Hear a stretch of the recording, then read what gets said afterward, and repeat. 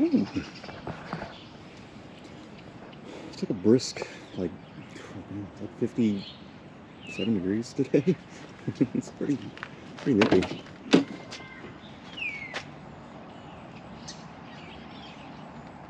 The kids are outside. Okay. Anyway, what's up, guys? I haven't made a video in a while. A month, something like that. I've been busy. Got the TA running. Yeah. So what I'm doing today is I'm running the Sand Springs, which is like a 30-mile drive, something like that. Nothing crazy. So we get the Mongoose running, which if you don't know what the Mongoose is, it's TA here. Just been driving it to work out all the kinks. That's all. So they're pretty much worked out themselves. Had an overheating issue. My heart kind of sunk, and I thought, man, it's a head gasket. Like, come on. But it's got brand new head gaskets on it, like Felpro, nice ones, and it's got ARP bolts in it, torqued down spec. Everything was true and flat and all that stuff. I was like, man, it can't be a head gasket. But this engine, it had a bunch of scaling on the inside of that block. And when it was just a short block, I stuck a garden hose in there, and I tried to blast out all that stuff I could. I got all of it out. I guess there was stuff still floating around in the system itself from the previous engine or something. So fighting kind of, it wasn't like overheating, but like you can tell, like, man, something ain't right. This thing's got a 160 thermostat in it, a Mazir HD water pump, like good fans, you know, good flow and all that stuff. You know, like it should stay around 190, you know, at the most.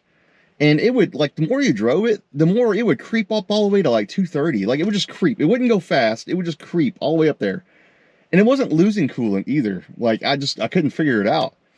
So we went to dinner one night and got it back to the house. And I was like, man, pop the hood. I was like, let me check that crossover tube in the back, because I put AN fittings and stuff back there. And taking that hose off the radiator, I broke the radiator. I was like, oh, dang, you know, that sucks. It was like 8:58 p.m. And I was like, oh, let me call O'Reilly, have them get one from Springfield. So luckily they had it overnighted, got it in there. So the next morning we wake up, I go get the radiator, I come back, we swap it out. And sure enough, that damn old radiator was clogged up on one side. I couldn't believe it. Like, I was like, you gotta be kidding me. Like, so filled it back up, all that stuff. Perfect. So it runs great. So anyway, last night I got a call or a text from a guy. He's like, hey man, I can't get the C10 to run real good. It's a Holly setup. I don't even know what the cam or anything is in it, and blah blah blah. So I don't remember people's names that well. I was like, man, I know I've tuned you before, but I was like, where are you at? And he's like, I'm in Sand Springs. I was like, oh, I can drive out to you. That's not a problem. So I gave him my fee, and so we're just driving out there to mess with it. So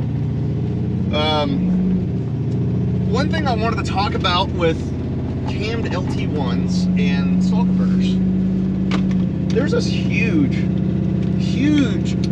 misconception that a 4,000 stall just sucks to drive, or a 30, like anything above the 3,000. This thing has a 3,600 stall in it, and a really big transmission cooler, and a stock 60E. Second gear, third gear, coasting. We'll get more of that in a little bit. They're not bad. Yeah, they're looser than a stock converter, because it's supposed to be. The cam, what's that? Like, if you had a stock converter in this thing, oh my god, it would be terrible to drive. Like, it would buck and it push through the converter at red lights, and like it's not straight up not a good time. I don't have a problem with driving converters daily. Like, you spend some good money, like spend money on a converter. You know, I think this one was like close to 800 bucks, but it's a super nice converter. I'm sitting here at a red light, just 900, 800 RPM, not even trying to push to the converter. Everything's rattling and stuff. Got things hanging in the back right there. Gotta mess with all that stuff, but hey, this thing runs and drives. That's all I cared about. And it doesn't overheat. And the airbag light's on for whatever reason now. I don't know if we missed the ground or something. I checked all the grounds and stuff, and I didn't see anything. So the low oil light comes on and off, and I think it says that sensor is broke. It's not low in oil, so that doesn't even leak a drop. Probably one of the only vehicles on the road that doesn't leak anything. It did leak transmission fluid, and those are fittings that were loose on the transmission, I guess. I guess I didn't tighten them, so got those squared away too. So let me do my ritual here. I'm gonna go inside, just come and go, give me a brisk, and then we're gonna head up to Sand Springs. All right, I'll just take off from a stop here.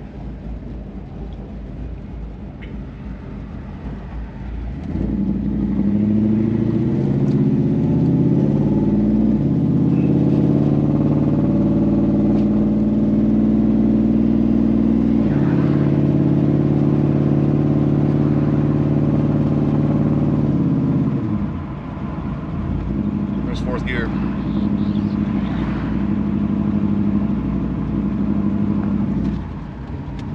It doesn't like when you I think what people think when they hear converter or stall converter is, oh, it doesn't start moving until 3600 or whatever. No, that's the flash point of it. It's gonna start moving. I mean, I can let off the gas or let off the brake and it'll just start moving. Now when you go to romp on it, it's gonna flash. It's gonna flash to 3600 or whatever, or close to it, depending on what, like, you can't really like nail a converter, I guess, unless you know what you're doing, you know, or you tell the company your specs and all that stuff. But if you're just buying all off the shelf, like, it's gonna go close to it. It just depends on what kind of torque your engine's putting out, you know. Like, say like a big block, it wouldn't splash at 3600, it'd probably go to 33 to 3000. But if it's built, you know, again, it really depends on your engine setup. This one, it's right on the money, so it ain't anything crazy. It's really just a Lloyd Elliott 1 heads and cam setup with a 3600 stall and some exhaust and a tune and a ported intake and 36 pound injectors. A couple things to do it. See if we can do a getting on the highway here.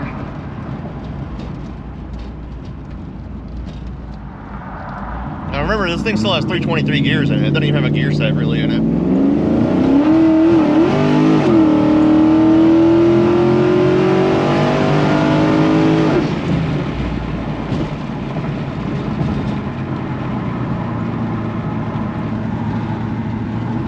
I'm still gonna fix the downshift stuff in it. I didn't mean it to like downshift like that, and it just ate. So I just gave it the beans. I wasn't even like full throttle like at the beginning right there, and so I was like, oh, it just wants to go. All right, we'll just make it go. So, yeah, whatever. It runs pretty good. But yeah, just cruising on the highway. You got converter lockup, so like, dude, this thing cruises real good. Like, it cruises like a normal car. So yeah, no issues. Get a converter.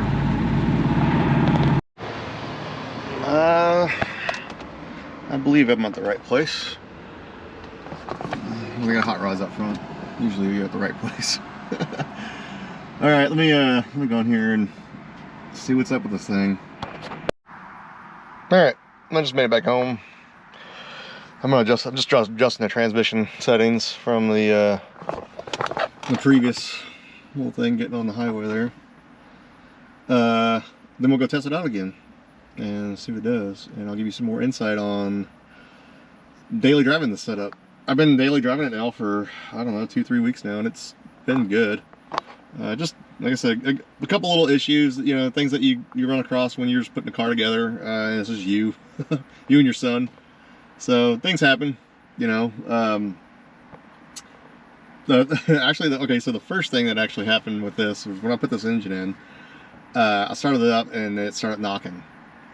What I thought was knock. And I was like, you've got to be kidding me. Like, you know, your heart sinks and you're just like, I'm going to park this car, I'm going to sell it, I'm going to chop it up with a sawzall. Like, so I got on the phone with a buddy of mine. I was like, dude, you got a short block? You like, because I was gonna buy the short block and just swap it out like just that day. I was so mad. He goes, surely that short block that you bought isn't knocking. I was like, man, I'm sure as hell it is. And he goes, you pulled the bearings, right? I was like, yeah, they all look new. So he asked me about the oil pan. I was like, I think it looks pretty good. And so I looked at the front of it under there, and there's a big old dent in it. So it was actually touching the crank. So I drilled me a hole in the oil pan, stuck a screwdriver in there, and dented it back out. Just got done flashing, and so it's been good ever since. And then the transmission line leak, that ain't a big deal. Fix that stuff. The overheating issue, fix that. Just stuff, you know, stuff that you run across, you know. Let's fire this thing up.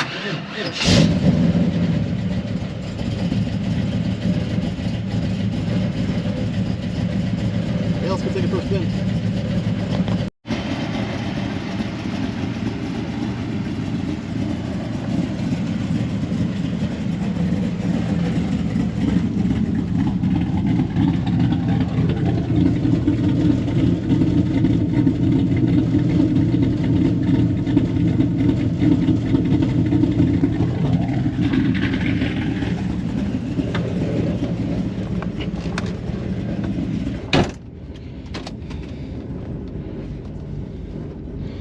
Ignore the lights.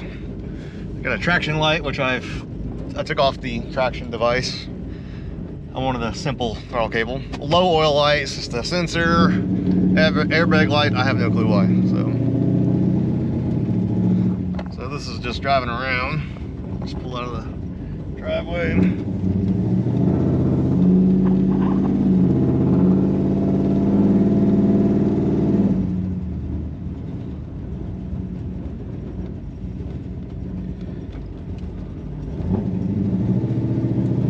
Drives like a normal car.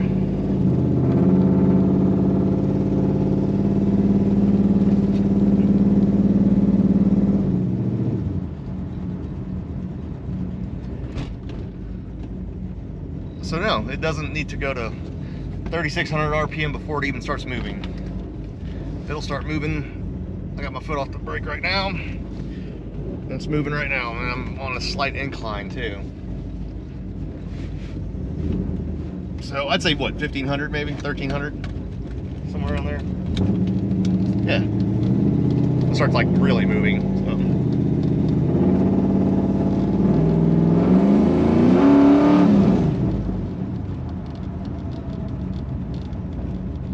Oh yeah.